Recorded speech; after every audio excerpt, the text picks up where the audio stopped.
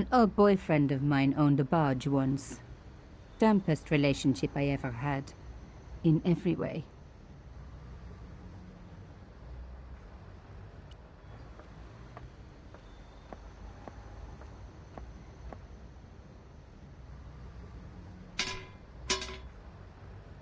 The fence wouldn't move.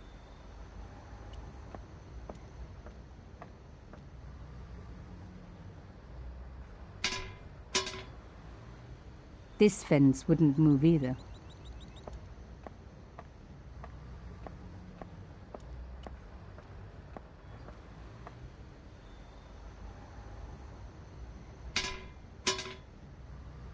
I tried pushing the fence, but it wouldn't move.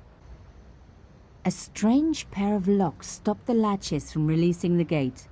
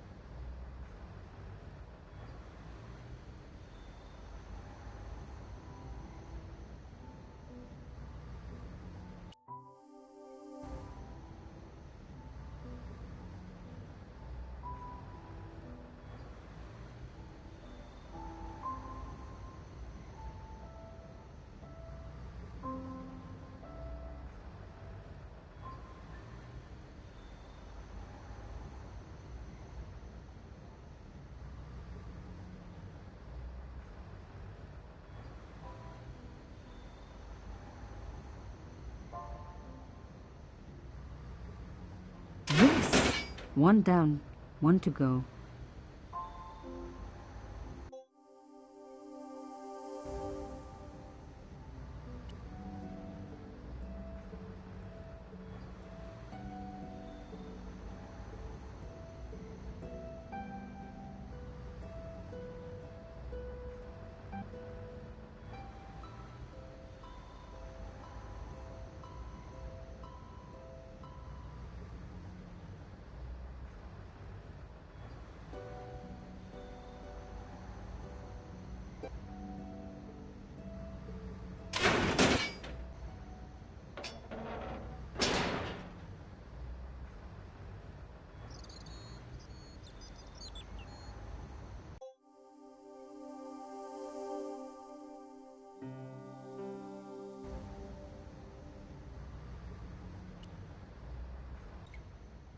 For a room full of junk, that was one very sophisticated lock system.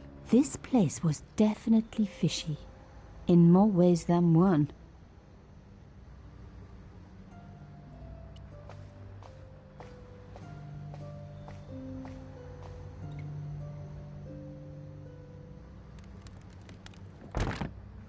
Oops.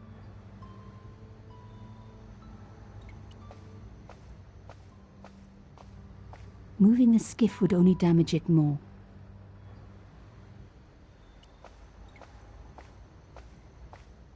The words Sinister and Dexter were carved on either side. Now any good convent girl like me knows the old Roman for left, right, left, right. But what did it mean here?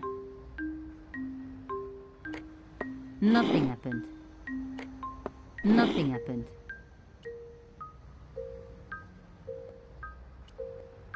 The hole was too small even for my little hand.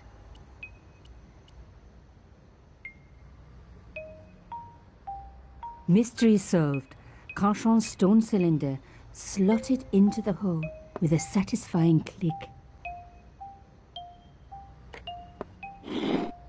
A satisfying click told me I turned it to the right position. It felt like tumblers in a safe. Another click, another step closer.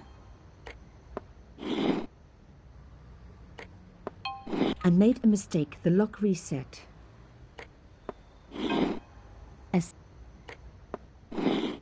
Another click.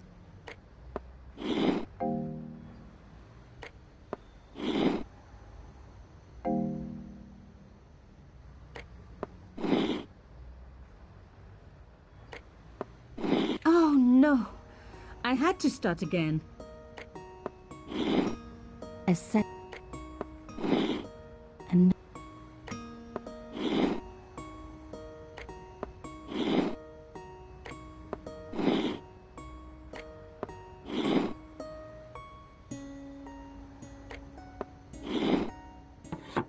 I love the sound of locks clicking open.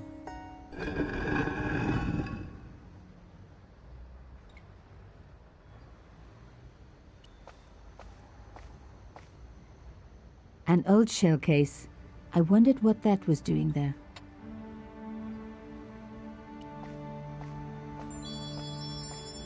Moving a skiff would only damage it more.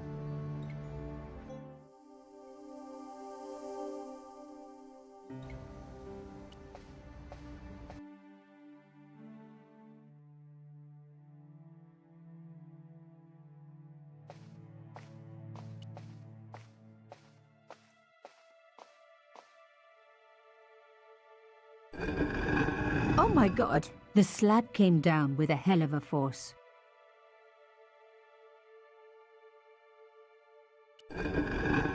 With nothing to hold it up, the cross dropped back down again.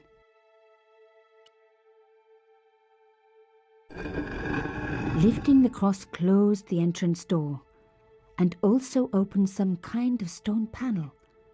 Ingenious.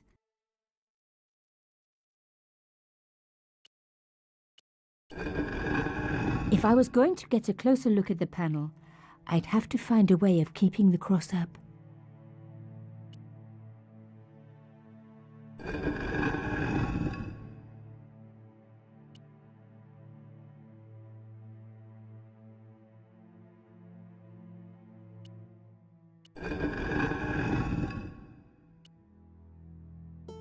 The brass case was smooth and perfectly round. It was one of my... It was a boat, a safe key. It was the...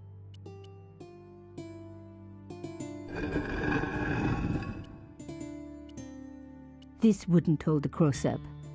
But I was on the right track. I needed to use something sturdier.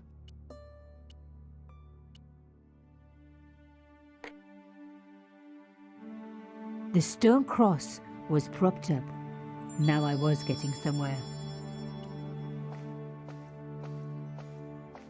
I touched the slot. Nothing bad happened, which was good. I've always been attached to my fingers. This slot was designed for something specific. That what?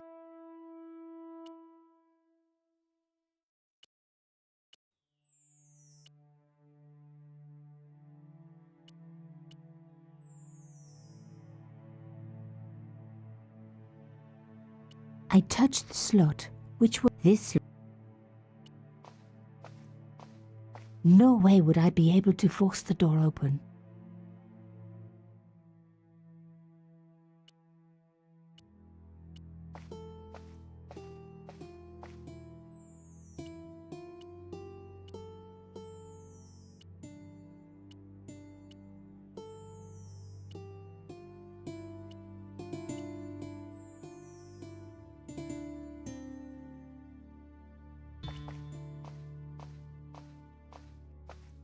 I removed the shell case.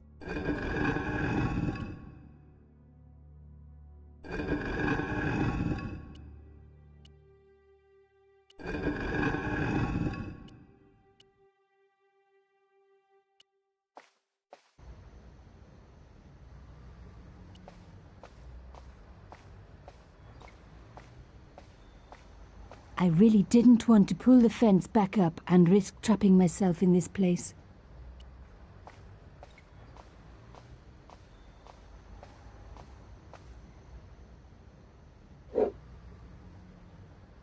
I removed the stone cylinder.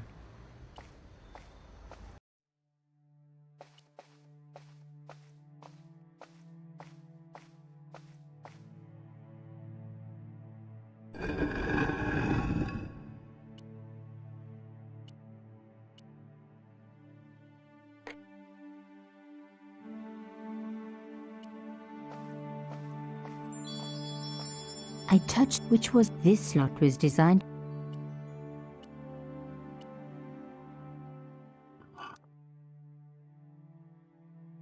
The artifact slotted into the hole perfectly.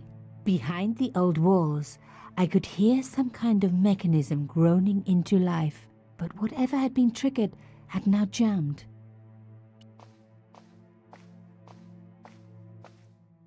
I removed the shell case.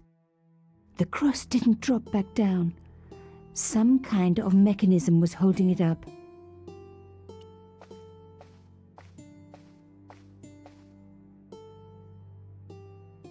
The gap was too thin for me to get a grip. I needed something thin enough to prise the door open.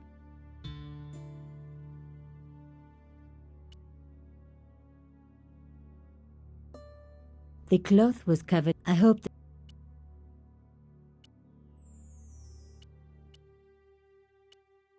I was going to need something a lot stronger than a hair clip to free the door. The gap was too narrow. I needed something flatter to work into it.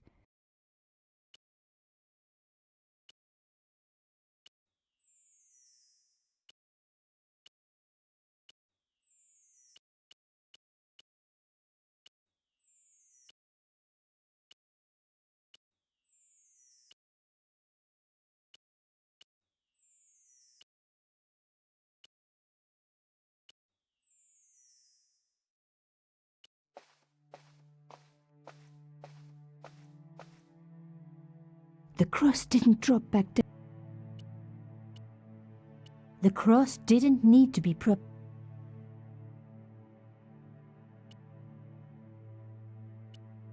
No. No. No. No. No.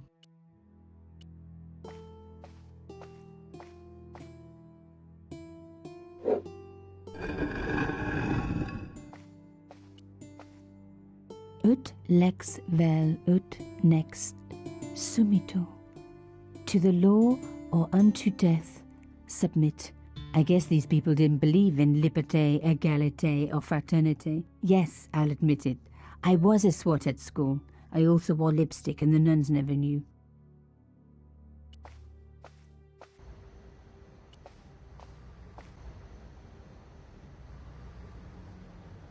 I wasn't leaving yet.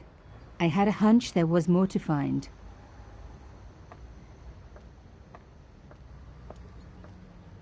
It was the old boathouse for the conciergerie. If I was right about the meaning of subjudice, Then the answer had to lie somewhere here on the quayside. I wasn't leaving yet.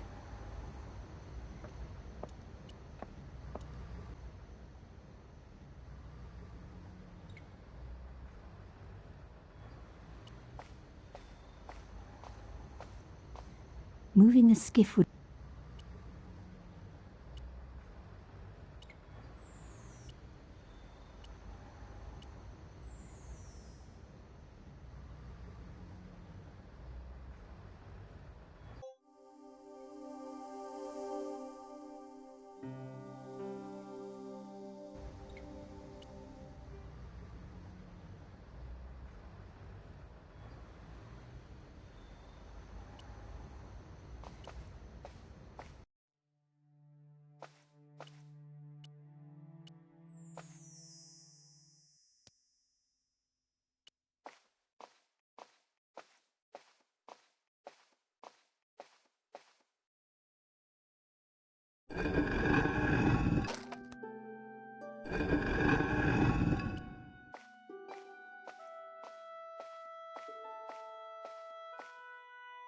The stone slab had flattened one end of the shell case.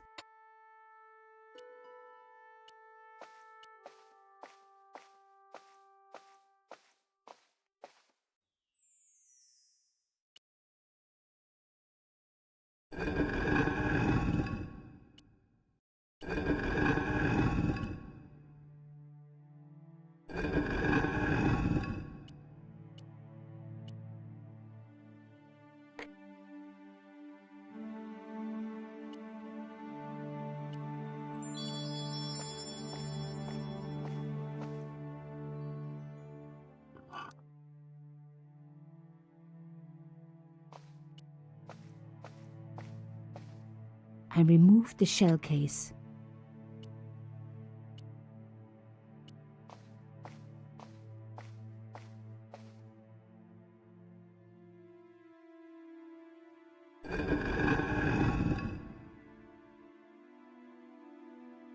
Another good use for a shell case.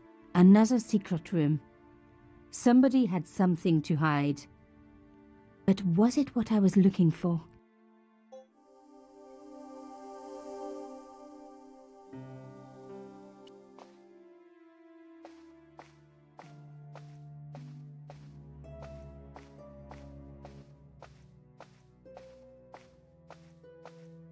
Wow! Through the darkness, I could see that this was a stateroom.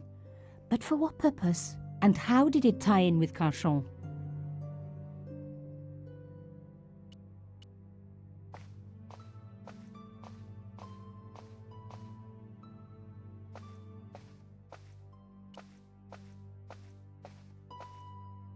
Amazing! The thing still worked. The room lit up bright as day.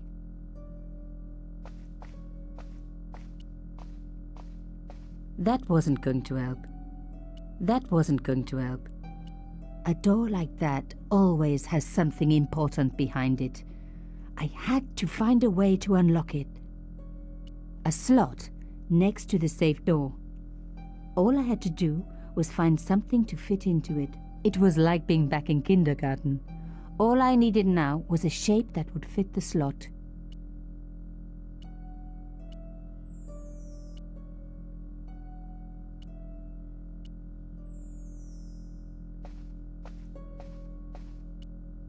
I wasn't going to find anything in this old desk. It hadn't been used for years.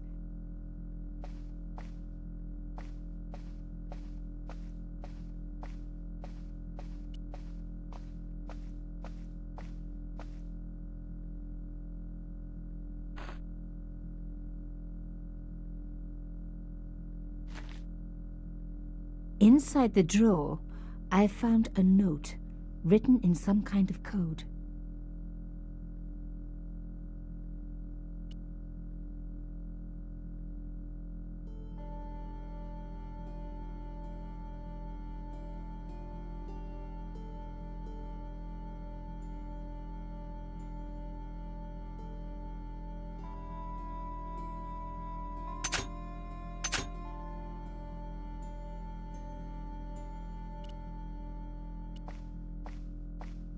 It was pretty clear from the lack of dust that someone had been working very recently at this desk.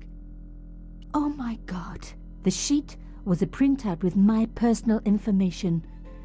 Everything from my favorite food to my waist size. They were right about chocolate. But come on, guys, I'm a size 10. There was even a picture of me, taken with a telephoto lens. Carchon wouldn't have taken these pictures himself. This was big. And organized. I was part of it. And people were getting murdered. The dregs at the bottom of the mug hadn't dried out or gone moldy. It wasn't more than a day old. One thing was clear. Someone connected to Carchon had been watching me. One thing was clear. This was the article I'd written about the costume killer. My suspicions were right. Carchon had cut it out. 2 businessmen had been killed. One in Italy, one in Japan.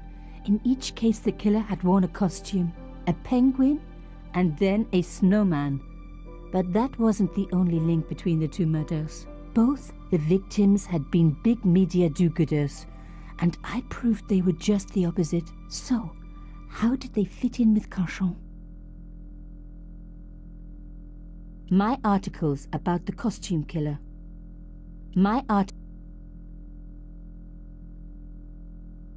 The congealed coffee wasn't appealing.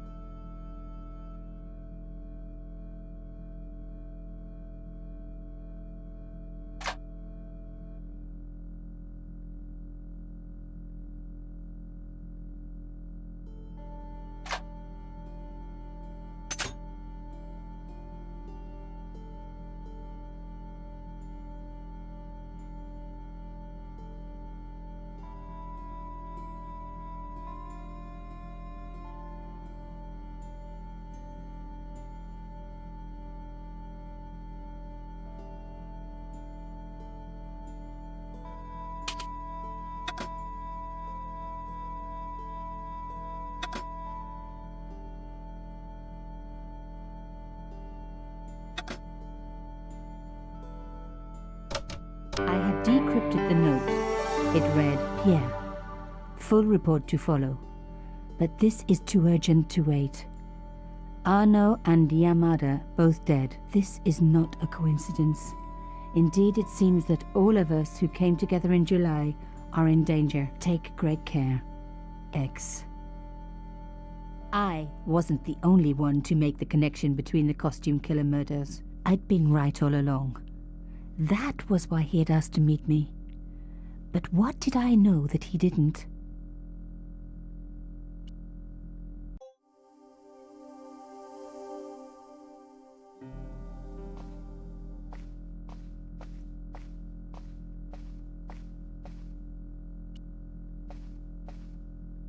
The flags had faded, but their message was still pretty clear.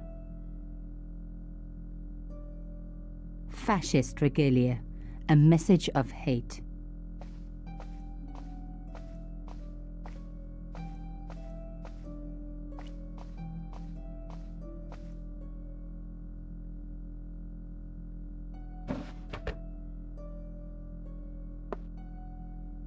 Damn, don't you just hate it when that happens?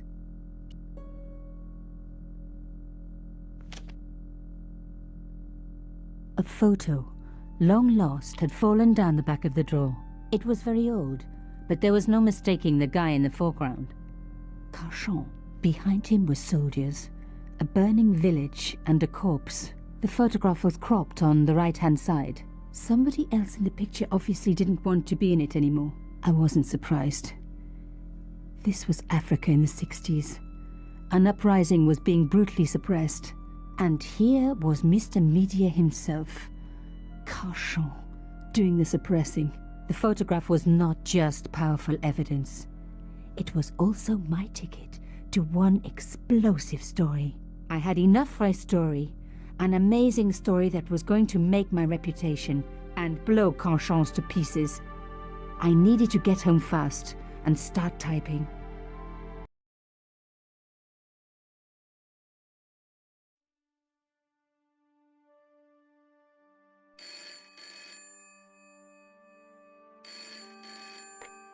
Bonsoir, Collard. Nico, it's Ronnie. Hey, Ronnie, you cracked open the champagne yet? Are you crazy? What's wrong? Wait a minute. You didn't print it, did you? Course I didn't print. That's the best piece I've written. The last, as far as I'm concerned. It's important. It's suicidal. You can't destroy a national hero. He deserved it. His corpse isn't even cold. Ronnie, 2 hours ago I told you what I'd found. You loved it. You begged me to write it up immediately. 2 hours is a long time in newspapers, Nico. Someone's got to you, haven't they? Listen up, Nicole, and listen good. Pierre Carchon had a lot of friends. Powerful friends. For your own sake. Forget what happened. You got it. End of conversation. Good night. This should have been my big break, but I knew there was nowhere else to sell this story. If Ronnie wouldn't print it, nobody would.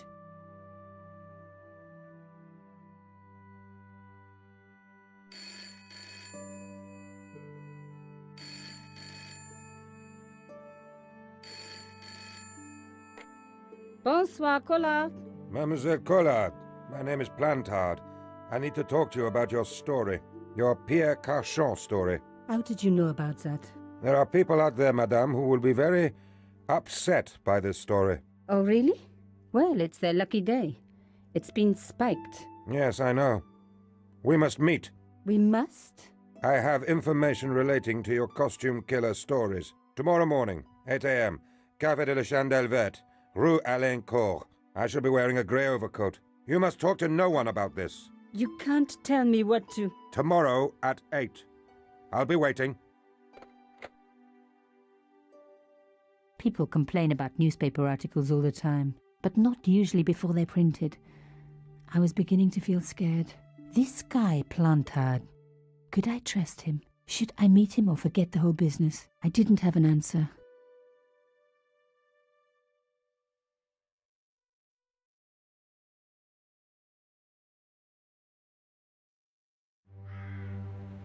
I'd only been in Paris for a week, but already I'd fallen in love with the city.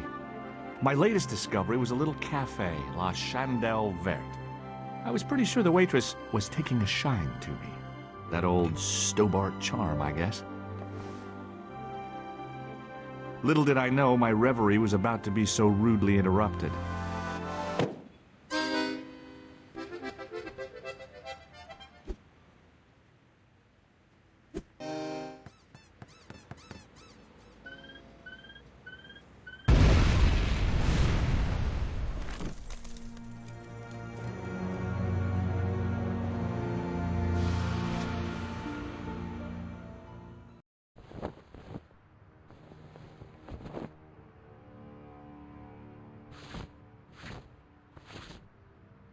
As I picked myself up, I was really angry. 1 minute I'm on vacation, the next minute some clown's blown me up. I knew right away what I was gonna do. I was gonna find that clown and bring him to justice. Because justice matters. Justice is up there with liberty, and equality, and, fraternity. After all, that's why I'd studied law, wasn't it? Well, that, and the money, of course.